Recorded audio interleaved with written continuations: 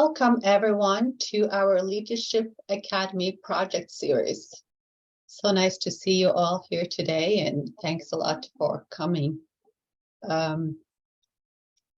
Today we are hosting the fourth session in the Leadership Academy project series.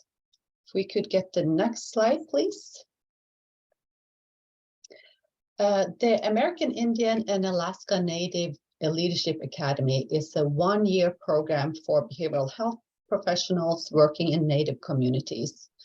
It is a mentor-mentee program focusing on peer connections, networking, and development of leadership skills. The program includes virtual and in-person trainings, and each mentee work on their own community-based initiative throughout the program. And during this series here, the mentees from the Leadership Academy 3 and the Leadership Academy 4 will be presenting their work to you. They will discuss on-the-ground initiatives focusing on improving important aspects of American Indian and Alaska Native communities' well-being. The series addresses different aspects of community health and describes projects that have impacted communities across the country. And here on the picture is the Leadership Academy 3 mentors and mentees during their graduation from the program.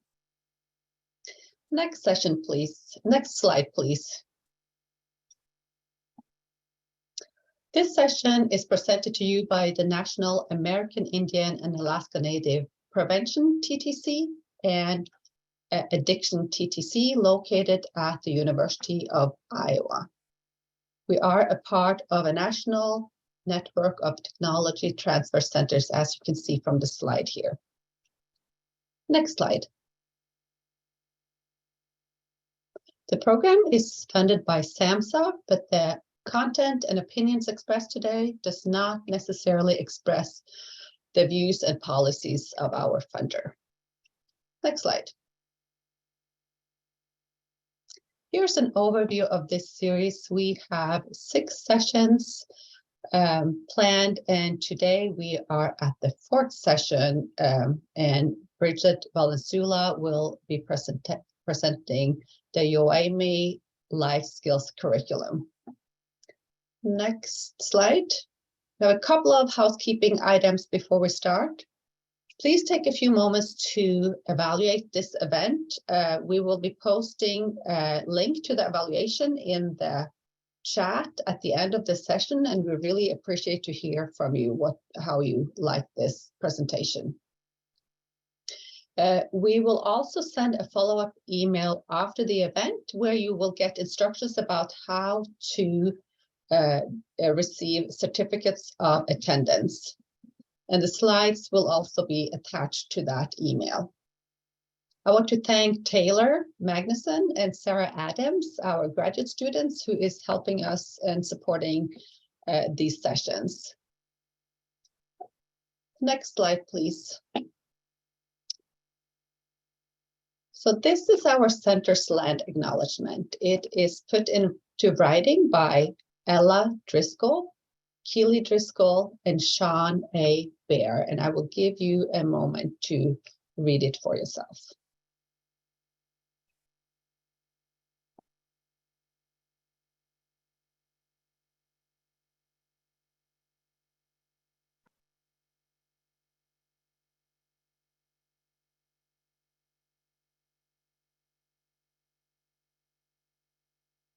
Thank you for doing that.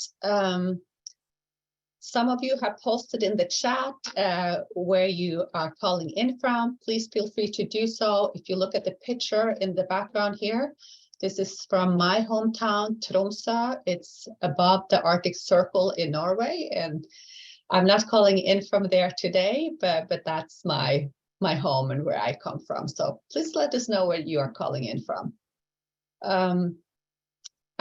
I'm going to reach out to the audience here today if anyone wants to welcome us in a good way. But first, I want to welcome Lynn and let her say a few words about herself. Bridget is from, sorry, I said Lynn, I mean Bridget Valenzuela. Bridget is from Arizona and is a dedicated educator and mentor and have worked with youth and community building. And she will speak to you today about her life skills curriculum. Welcome, Bridget. Thank you. Yasin Chaniabu, everyone. Good afternoon. Like Monica said, my name is Bridget Valenzuela. I am a tribal member of the Pascua Yaqui tribe, and I live and was recently working with the tribe here in the Guadalupe community. I was there almost 7 years, and while I was there, I was able to participate in the Leadership Academy with this great organization. Thank you for that opportunity to do so. A couple of the things that about me, I work and live in the same community, and before my time in behavioral health, I was a science educator. I taught science and math at Salt River High School and Babakiri High School in the Tohono Nation. So I have a background in education, and when it came time to determine what our project was going to be for this, for our cohort, for our program, I kind of gravitated to something that I knew a little bit about, but honestly, when I was teaching, it was the farthest thing that I would want to do. But going into it now, I think I was very fortunate to be able to transfer over and apply some of the skills from a previous experience to this experience. So it's a little bit about me. So during the presentation, Bridget is happy to take questions. So if you can post it in the chat, we will speak up and ask your question. But before she continues with her presentation, does anyone want to share a song or welcome us today? Start us off in a good way. Please just unmute yourself or raise your hand.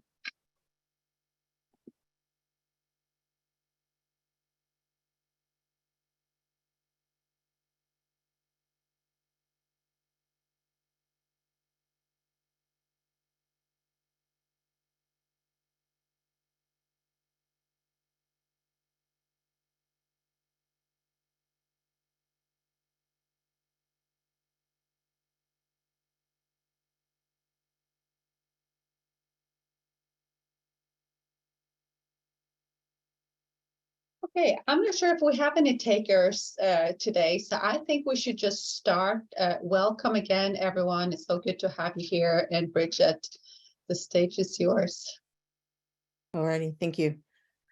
All right, so the project title is Naute Inetene, which means Together We Heal.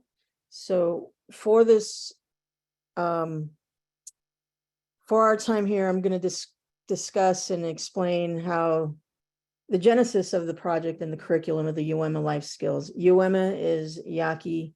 It means the people in our language, and Hiaknoki. So the Yoeme life skills curriculum, Together We Heal. At the time when I was participating in the Leadership Academy, I was working for the Meth and Suicide Prevention Initiative program, and we were under the Centered Spirit program in our health department. So that's that.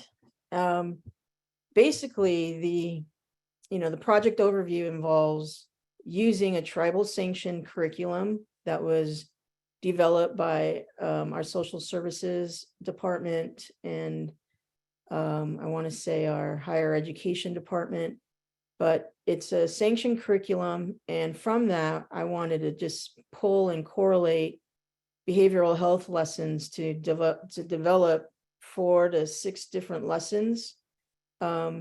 Ideally, initially I was wanting to focus it to adults and groups for adults, and it's changed, but adults and youth are definitely the audience for this curriculum. So we have the pieces of the culture, relationship to land, identity, history, culture, traditional Yoeme, family values, relationship building and family strengthening, ceremonial societies, and Yoeme spirituality and identity. So those were the strands or the topics from that sanctioned tribal curriculum that I was able to use and pull from, along with the insight of a cultural specialist that I worked with.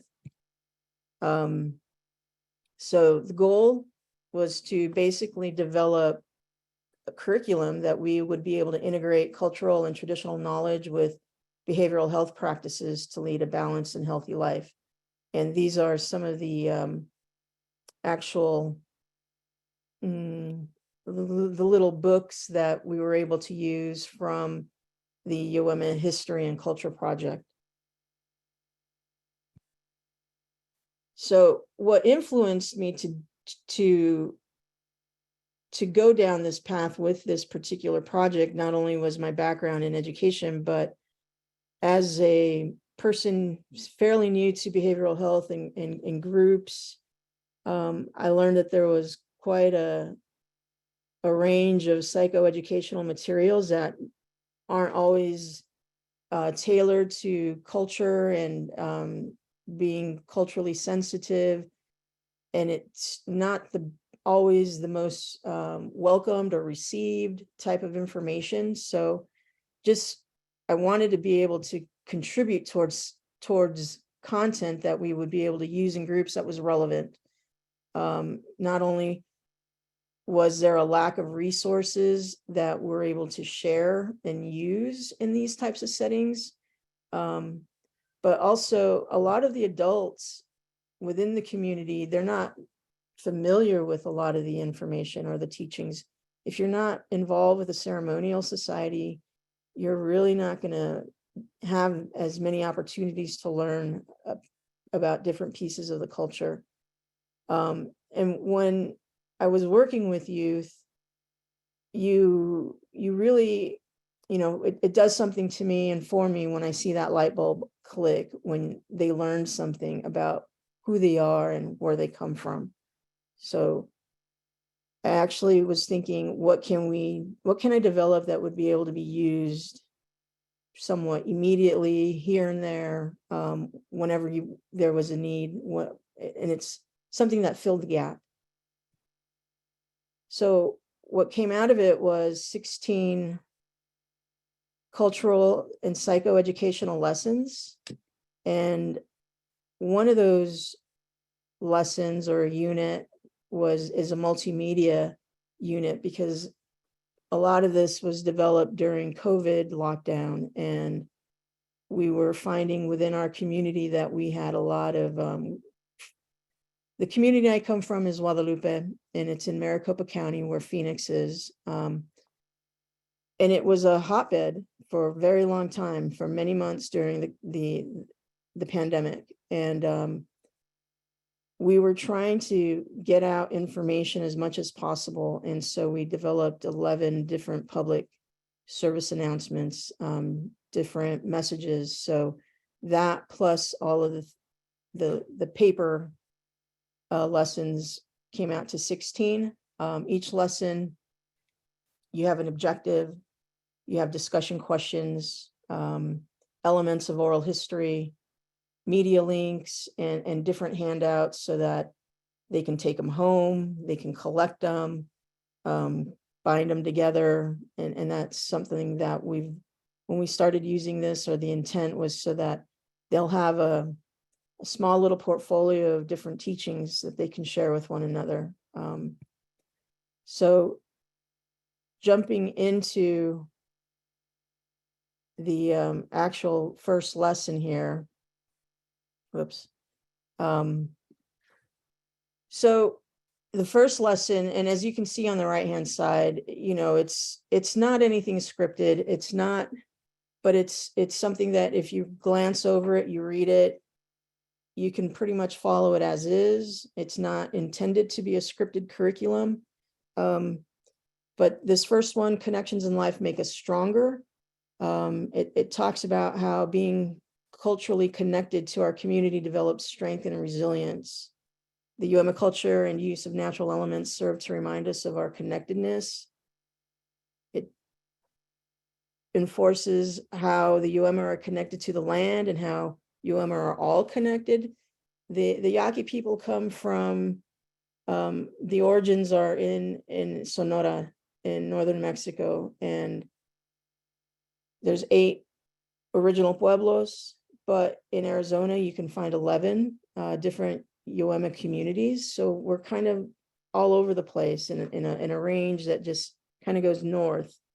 And so if you're from one community or another, we're still connected, and how being connected to culture and family provides daily support in our lives. So on this particular lesson, we talk about one natural element, which is arundo donax, which is bamboo or carrizo. And you see this element throughout all aspects of the culture, and part of the oral history section in this discusses that, as well as a short little video about the role of carrizo or the bamboo in the culture. And then there's also a small little crossword puzzle, youth like things to do when they're listening to things. So that's the first particular lesson. Connections in life make us stronger. The second one is Yoeme Eu Hakome, or Yaki Values. I worked a lot with the clinicians, with our child therapists, our adult therapists, and our cultural sensitivity specialists. And some of the things that they had discussed at the time was just getting through the concept of empathy and kindness. And this particular lesson focuses on those to understand what empathy is, practice it, ways to be more understanding and empathetic, and reflect on the past experiences of our Yoeme ancestors. So this kind of talks about the steps of our ancestors, are where we come from, what they had to endure to get here. So it's storytelling, and using that, we put ourselves in the shoes of our ancestors and what they went through to seek a better life. So we have one of the handouts that you see in the bottom right hand corner. This particular unit focuses on flowers, or sewa, which is a very significant cultural symbol. They come from the enchanted world of the Sewa Anya, the flower world, which is where the maso, or the deer dancer, comes from. So a lot of the different activities here focus on the flower. And in this unit, I tried really hard to translate into the Yaqui language. Most Yoeme speak English, Spanish, and Yaqui. And so here we have Hiva Tui Hiapsik, which is be kind, and just different, it's true, false, different ways to be kind, examples. So that's lesson 2. So lesson 3, Itom Noki, Itom Hiapsi. Itom Noki is our language. Itom Hiapsi is our heart. And this particular lesson talks about, I use a game. Adults and youth enjoy this game. It's like Mexican bingo. It's loteria, but in this case, we used a Hiak Noki loteria. And through the game, we look at the imagery, because all of the images that are used in this game are significant. So here we're hoping to just build identity, demonstrate comprehension and application of culturally significant symbols and objects. With the youth, we want to demonstrate active listening skills and knowledge of vocabulary. You basically match the word that corresponds to the game card, like bingo. But you also want to practice reciting each word. Many people have seen a lot of these items all throughout their lives within different events throughout the year. But we may not know what they mean or what the significance of it is. So it's a way to not only have fun, but you engage with peers, your family, because this is a game that can be played in many different settings, but it's built on the culture. So I think we have the Yaqui language for the number, all the numbers, and like Senu is uno or one. So all the cards have the three languages present. And let's see here. We have this particular activity is many different versions. There's static game cards, but there's also things that we've used in the past where you build your own game card. So then you can have a group of 30 people play that have all different cards, even though they have a same set of numbers type of thing, because when you put it on the card, it's all random. So that's that. Lesson 4, we have the Yoeme Vehewame, the Yaki Values. And as a former teacher, we've always you always modify things. You see something that will work and you modify it. I took from the Ojibwe, you'll see these, the love, wisdom, respect, bravery, and truth. And we've got this surrounded, each petal of the sewa is, these values that we wanted to discuss and get across. But also these values are present within the culture. And so we want to use the culture to define our values within the community or the family and reflect on our choices and how our choices line up with these goals and values and concept of self. So playing on the Loteria game also, this is something that we did with the youth when we first, it was developed and then it was used with youth. So you have a game card of Loteria where you have confidentiality, decency, helpfulness, all these different things that relate to a different version of love or respect or bravery, and truth and wisdom. And so we have the numbers again in the 3 languages. We have helpful is Duisi Ayu, Anya, and helpful in Spanish is útil. So we've got all of that present on that game card. And let's see here.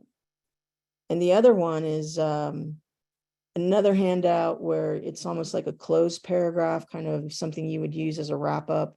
So almost all of the activities, you go through your little lesson, you talk, you have discussion, you have a little activity, but then you also have something that you can wrap it up with, or not evaluate necessarily, but just review. And most of the times that's in the actual handout. So this particular, the Yaki Values Loteria has pre-made cards already. It's not as intense as the one before, but the youth really like it. And it's something that lends to discussion throughout the entire game.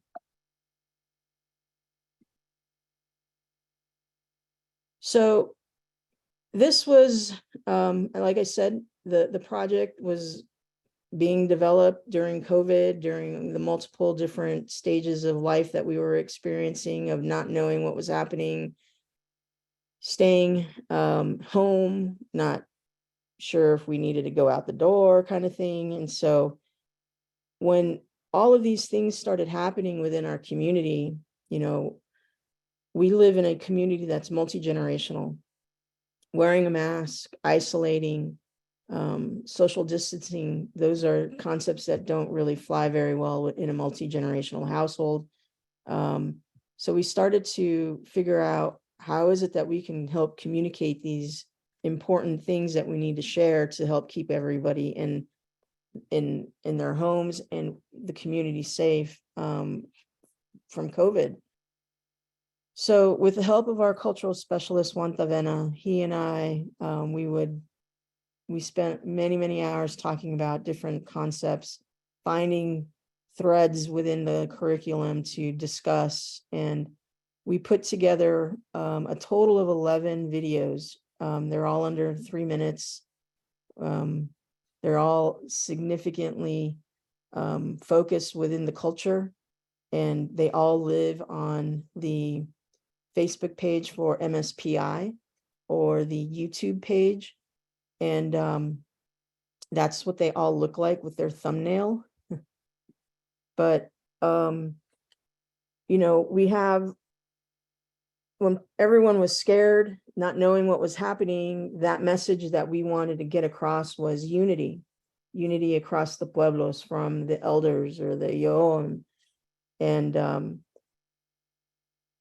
during this time, there are cultural events, ceremonies that are taking place. And, you know, when you're not allowed to gather, it was problematic. And that in itself caused strife and uncooperativeness at times. And so we talked about, you know, this second PSA is regarding a ceremonial, the Santa Cruz, and I'm not even sure what it is in English, but you go and celebrate, you have a procession, you're in community around a lot of people, and how are you going to practice this when you're not allowed to gather? So we just brought forward the message of cultural understanding and humility to highlight the resiliency of Yoeme traditions and beliefs.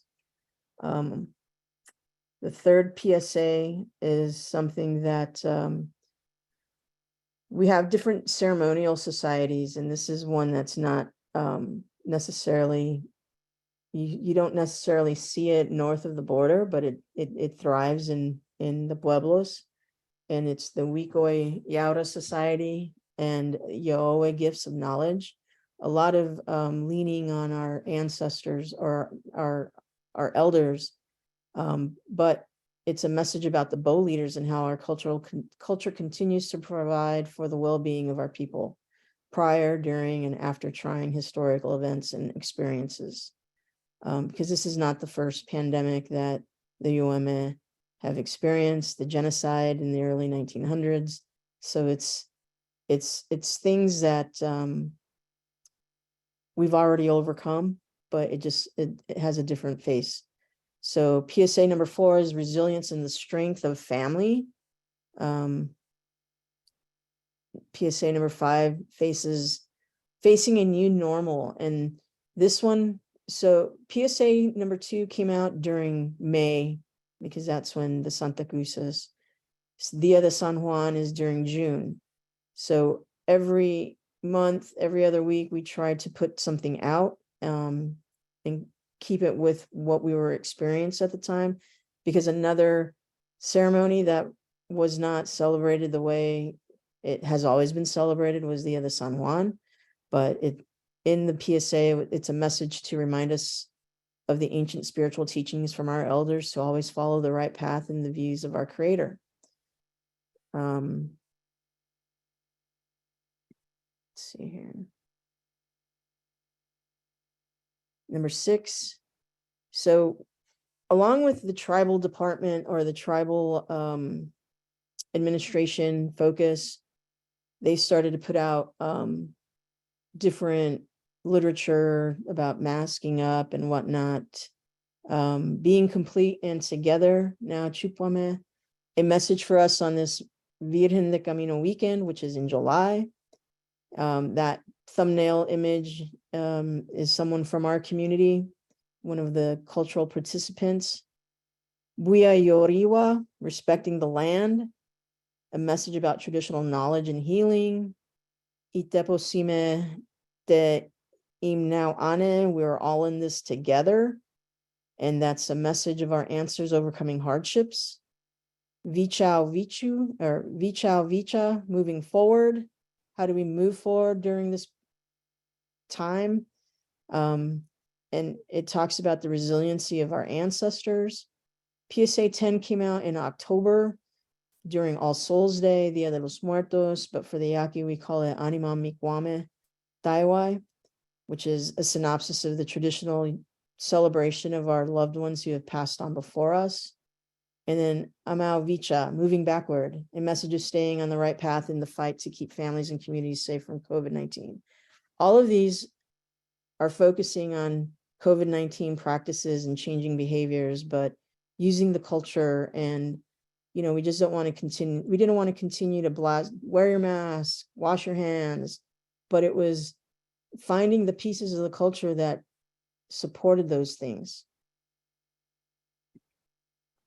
This slide I kept in here from my presentation back in October, but looking at all the metrics, these are things that that live out there online. Anybody can look at them, but one of the one particular PSA that has really had a lot of viewership is the one about we are all in this together. You can see that, there was a 39% increase from 2021 to 2023 on that.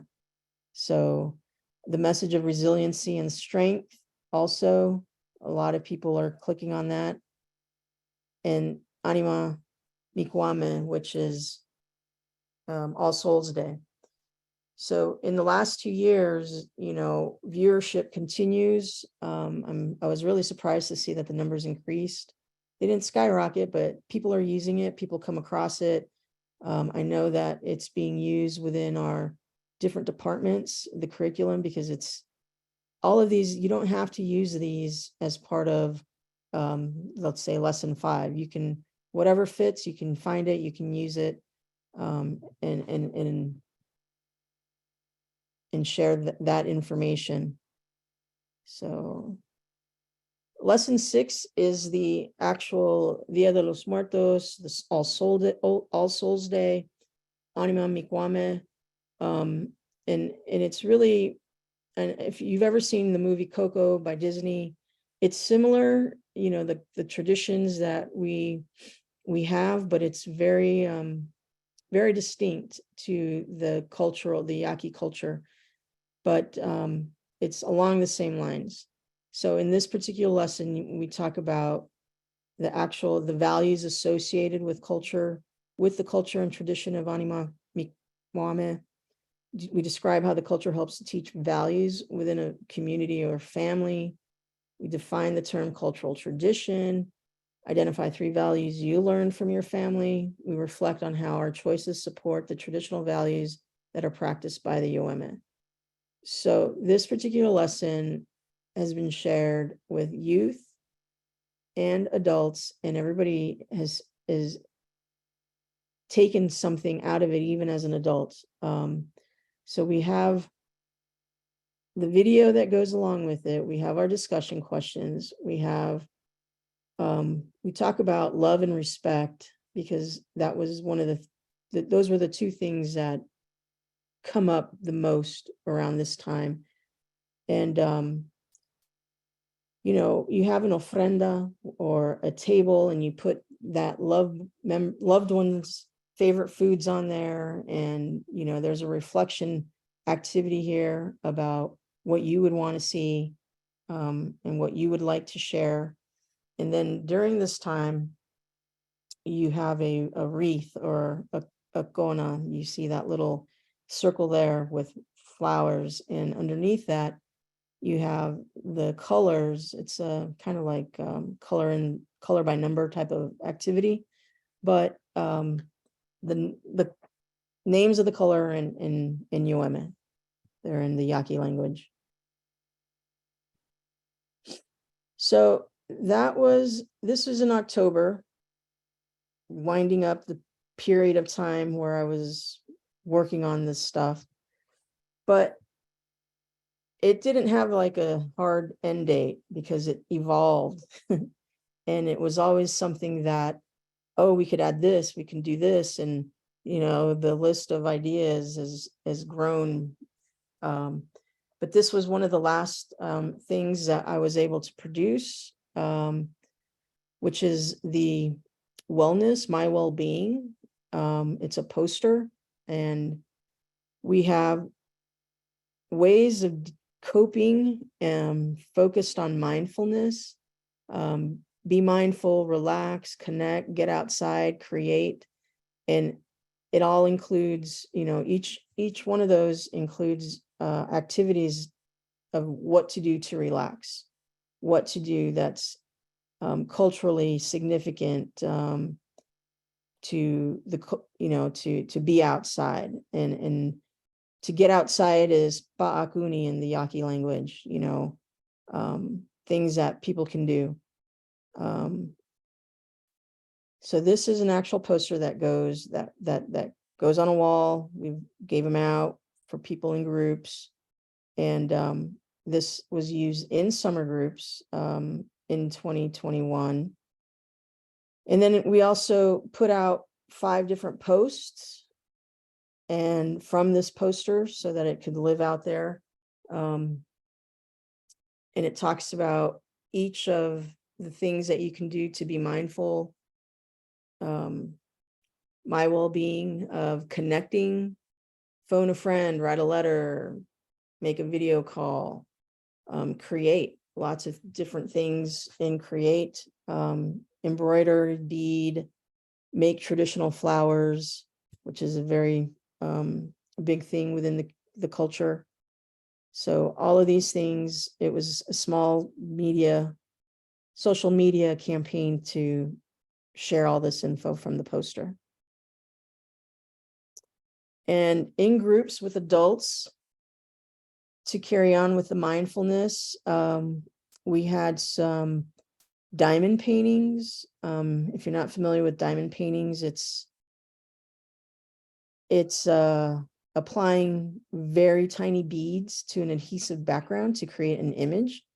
And it, something repetitive, takes your mind off things, it helps you decompress. And these are the images that we used. We have the hummingbird, or the Semaluluku, which is, if you notice the hummingbird, the body, it's made up of different flowers, which again are very significant in the Yaqui culture. And then you have the silhouette at sunset of the maso, the deer dancer. And so these two are fairly large. They're bigger than an 8.5 by 11 piece of paper, and adult groups worked on them. We've had different activities throughout. Back then, youth have worked on them during summer programming as well. So we had the diamond paintings developed for the mindfulness piece. And right now, all of these lessons, they are still currently implemented. If you caught last week's presentation, Maria Molina from Path, she's one of the persons that implements parts of this curriculum during family visits for her participants. The transitional treatment program in our Tucson behavioral health area, they also implement pieces of the curriculum and adult services. Here in Guadalupe, they use them during groups, and sometimes they'll just use one of the lessons. It's not like it has to be delivered 1 through 6. It's whatever you need whenever you have a need for it. So they use the values, the Loteria values here and there. And let's see here. So back in 2020, we had, I kept a little bit more info, closer info on this, but we had a combination of youth groups and adult groups that you have used it, and fall, summer, spring, winter, 30 to 40 youth per group. Many youth within the community have seen pieces of it. Adult groups, we had 3 cycles of 6 weeks, 36 adults, and it's still used. And it kind of just depends on the group when they use it and the clinician facilitating the groups.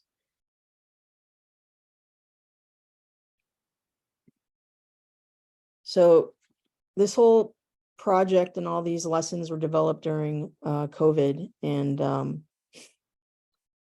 I had a very different outlook of what I wanted to do and what I ended up doing. I think we all experienced that during that time. But my particular mentor, Jane, wonderful, wonderful woman. She really guided me into taking a more cultural and community-based direction. Now, she's a retired IHS worker, just an enormous amount of knowledge. And she was really hoping that we could get a community needs assessment out of the project for us. And when I mentioned the idea of curriculum or lessons, she thought it would be a good idea to help correlate that with the integrate it with the stages of change. And that didn't necessarily happen because I found that the needs were different. But we still wanted to use a sanctioned cultural curriculum. We wanted to be able to use it in groups.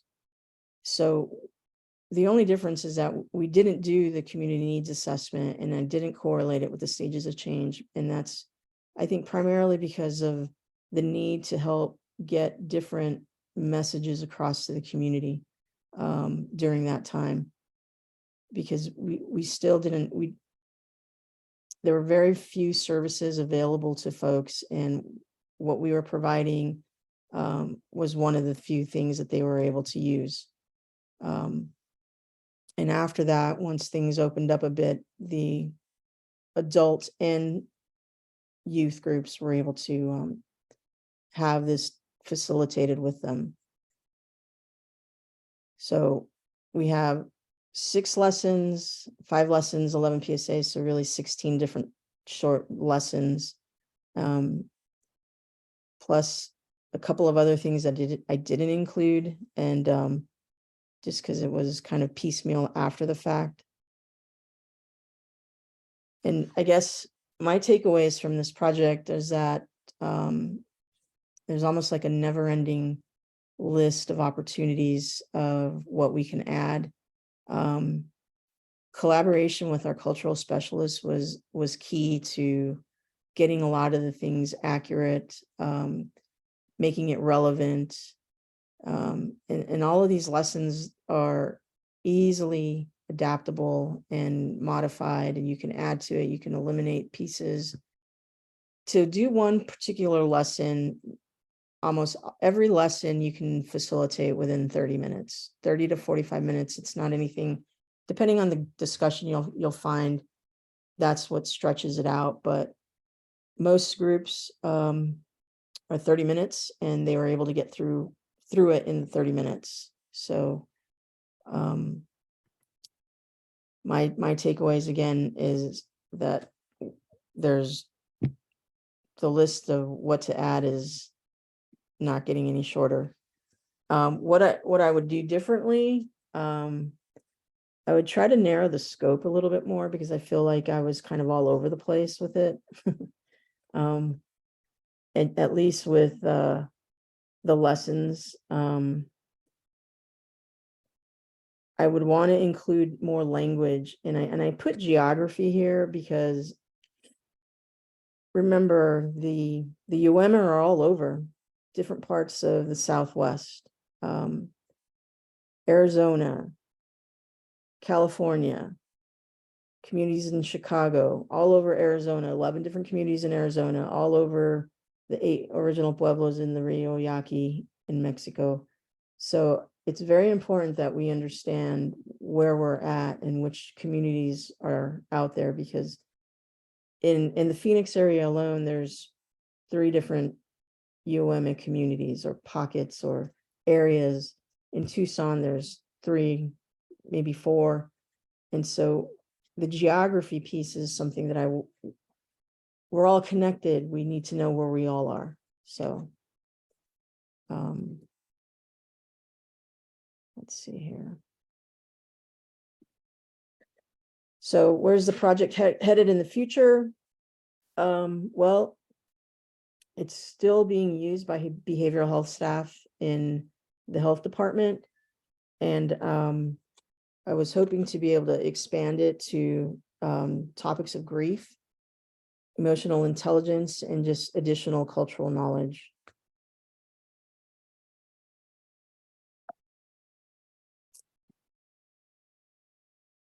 So together we heal, now the Inetene, and that's my project in a nutshell. Thank you.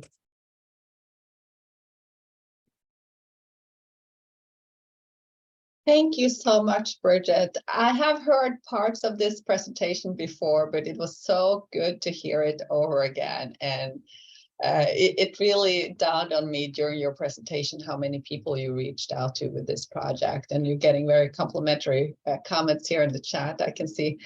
I do have a question. So you did say that your mentor, Jane Talk Sanchez, was very vital in some of the decisions she made. And by the way, I was so lucky to meet her once, and I agree, she was so knowledgeable, and it was such a treat for me to meet her. But are there other things that you think was important to the success of this program? You know, I if I wasn't in, you know, lockdown or, you know, stay at home directives, I don't know if I would have been able to develop a lot of these things, because being in the office, it's, you know, it's a bustling area. You phone calls. I mean, it was a point, it was just very surreal, because I was here in my home office, just typing away, writing things. And I think that time really lent to the ability for me to create and develop and design this stuff, because I would talk with clinicians and they're like, we're talking with people, you know, telehealth calls. These are the things that are coming up. These are the things that we would like to see. So I know for sure that if I didn't collaborate so well with our cultural specialists and our clinicians at the time in Centered Spirit, I don't know how I could have put it all together. Because it was really, you know, I asked them, what do you guys want to see, or what do you guys want to facilitate? What do we want the kids to, and that's really how it came about, just the topics. What do we need them to know? Or what should they know, kind of thing, or what do we see that they're struggling with? So I think, you know, my department that I worked with at the time, they played a big role in it, and I had a lot of support from my supervisor then to develop these lessons, but also with my mentor Jane. She just really, you know, I would bring something up to her and I'm like, I don't know about this, and then she would tell me 100 different things to support it, 100 different things not to support it. So it was she had a lot of insight of a lot of different ideas that we had. And, you know, one of the things she did tell me is that, is there anything like this within the community or that is being used, and I'm like, no, there's nothing, you know, sharing cultural information is, you know, you can kind of have to walk on eggshells with that. So, but these are the things that are not just you find within the culture. It's bringing out the culture to support these things is how we looked at it.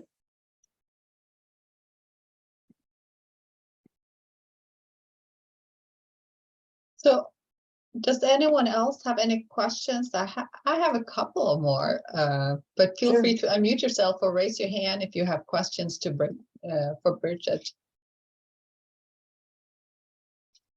Oh, Tanya Pritt is writing, I love it when a presentation gives me real direction. You know, I do want to mention that, you know, my involvement with, as a native stand facilitator with the Northwest Portland Indian Health Board, I had gone to a few trainings with them, and I really saw how, you know, if anybody's not familiar with Healthy Native Youth website and We Are Native, you know, that whole group up there is just an amazing group of people that put out so many different resources for youth throughout the country. And I was fortunate enough to participate in some of those trainings.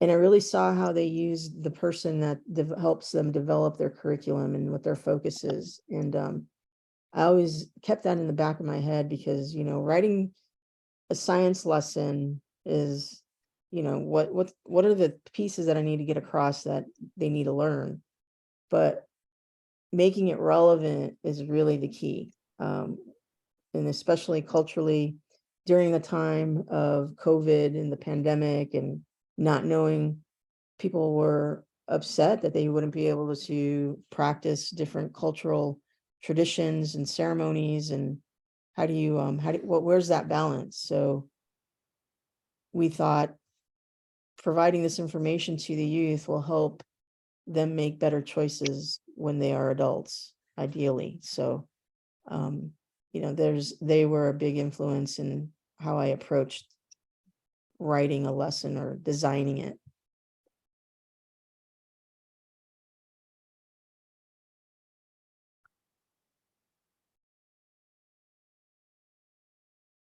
So I'm wondering, can you say a little bit more about how these were presented? You did say that there's something about Maria Molina having used them in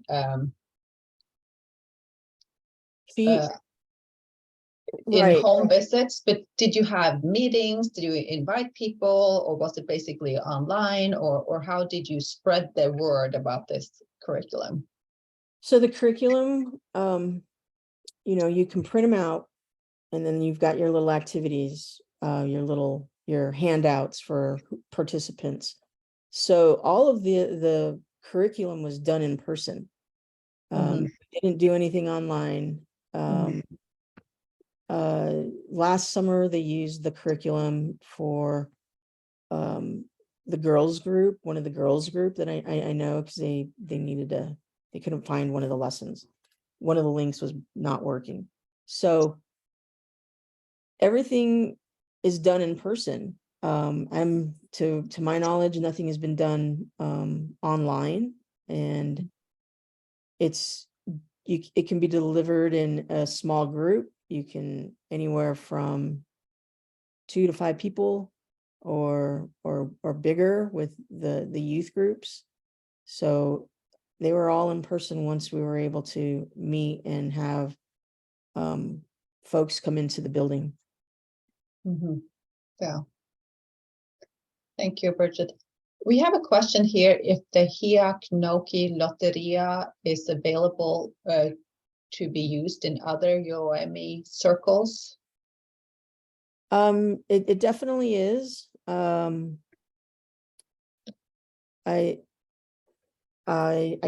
see that there's a message in the chat about having a link. So the Loteria game for sure. In fact, I think you can buy it from different people.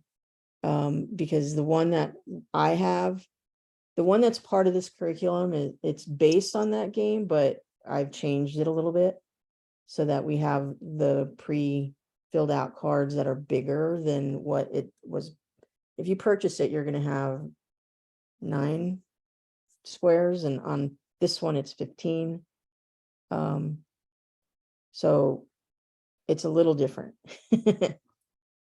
but it's something I don't see why not. I don't see why I wouldn't be able to share it. And I can get you that link. Can we share that link in a follow-up email where we, after the session? Sure. Yes. Okay. So everyone, we will share the link to that.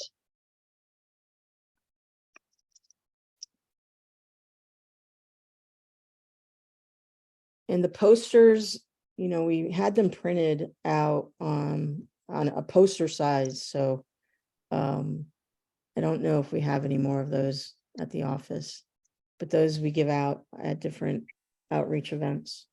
Yeah. Okay, very nice. Anyone else who have questions for Bridget?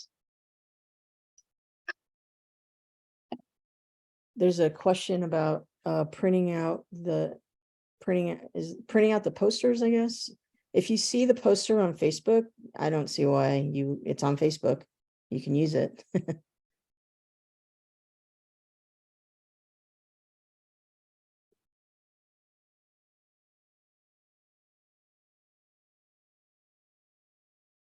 Okay, I don't see any more questions here in the chat.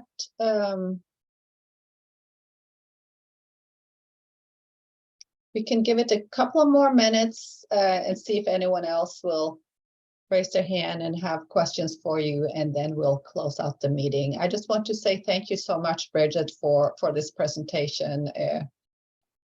Okay, Martha is asking if we can get a copy of the presentation. We will send the PowerPoint in the follow-up email. Well, thank you for the opportunity, and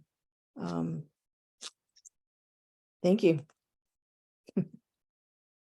You're welcome. It has been such a pleasure to get to know you throughout the Leadership Academy, and I appreciate you coming back and talking to us about your project. And to the audience here today, please come back and meet with us next week. Melanie Hazel will be talking about implementing trauma-informed care in primary care settings. So log in to our meeting, same time, 1 p.m. Central next week.